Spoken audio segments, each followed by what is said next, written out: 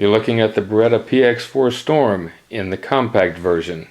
Tonight we're going to field strip it, and I'm going to show you a little trick. There it is, the Beretta Px4 Storm, chambered in 9mm in the compact variety. Magazine is empty. Chamber is clear. Nothing inside. Nothing in there at all. So the gun is safe. We can proceed. As you can see on the frame, there is a small tab at the front on the left side and one on the right side. That releases the slide. Pull it back with a little bit of back pressure and pull these down.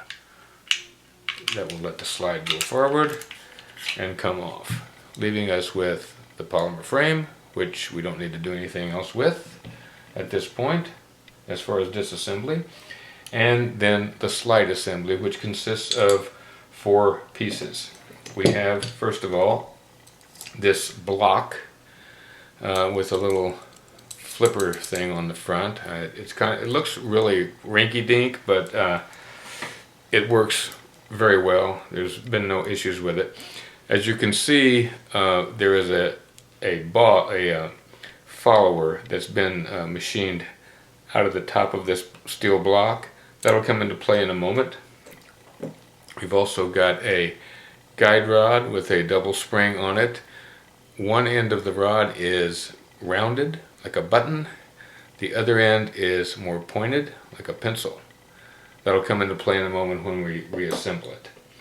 Finally, we have the barrel. As you can see, the barrel has a channel that's been machined into it. I don't know if you can see that very clearly or not. The camera will focus. That channel is what this follower rides in when the slide cycles, which makes the barrel rotate and reduces the recoil significantly. So, last thing is the slide itself. There's not anything else we need to take out of here, so we're all done.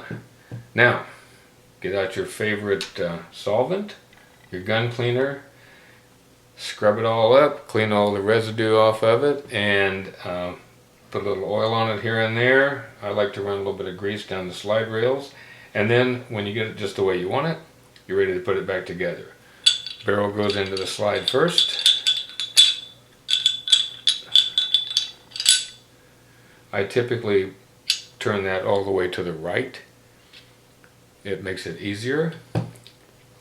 The pointed end of the guide rod goes into the hole in the steel block. The button end goes on the front.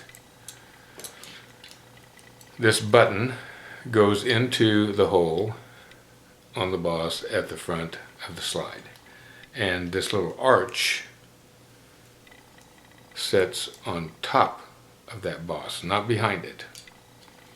So you get that where it goes, and then if you look at this, you can see that the front part of this is relatively parallel to the slide, but the back part is going up at an angle.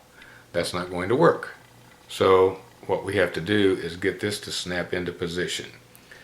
The secret to doing that is to put your thumb back here on the back and give it just a little bit of a forward push, and it will snap right in.